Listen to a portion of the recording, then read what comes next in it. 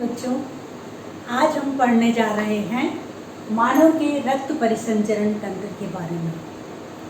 रक्त के द्वारा हमारे पूरे शरीर में कैसे परिवहन का कार्य होता है, कैसे भोज्य पदार्थों को ले जाया जाता है, इसके बारे में हम पढ़ेंगे। तो सबसे पहले हमें जानना ज़रूरी है कि रक्त परिसंचरण तंत्र किन किन भागों से मिलकर बना होता है, इसके मुख्य अंग कौन कौन से हैं।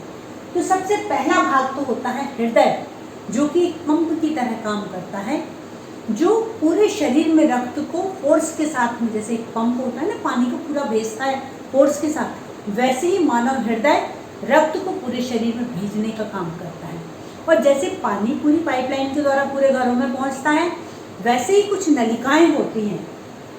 इन नलिकाओं को हम 3 तरीके से बांट सकते हैं: धमनी, शिरा और केशिकाएं।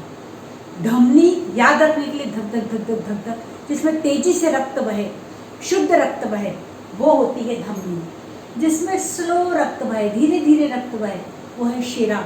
और जहाँ पर धमनी और शिराएं आपस में जुड़ती हैं अंगों के अंदर, उन बारीक सी महीन सी केश के समान, केश कैसे, केश मतलब बाल, बालों के समान पतली पतली नलिकाओं को हम केशिकाएं कहते हैं।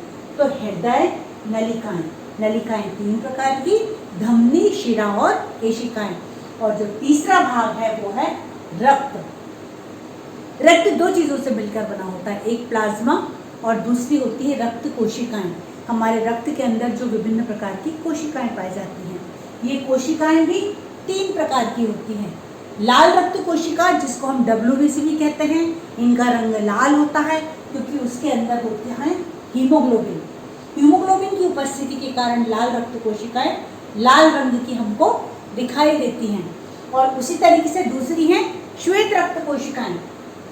श्वेत रक्त कोशिकाएं जो होती हैं, ये रोगाणुओं से हमारे शरीर की रक्षा करती हैं। जैसे कोई सिपाही होता है ना, अपने किले की रक्षा करने वाला, बस हमारा जो शरीर रूपी किला है, इसके अंदर जब रोगाणु प्रवेश करते हैं तो उनको नष्ट करके हमारे शरीर की रक्षा करने वाली कोशिकाएं हैं श्वेत रक्त कोशिकाएं।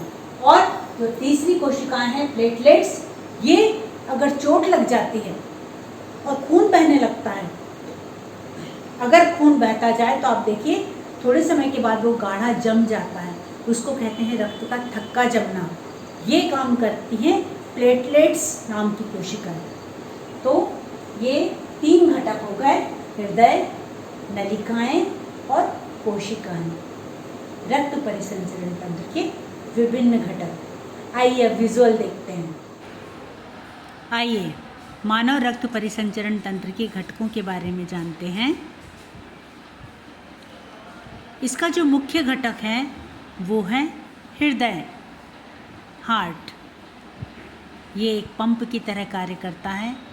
दूसरी हैं धमनी और शिराएं और केशिकाएं, ये नलिकाएं हैं जिनसे रक्त बहता है। और रक्त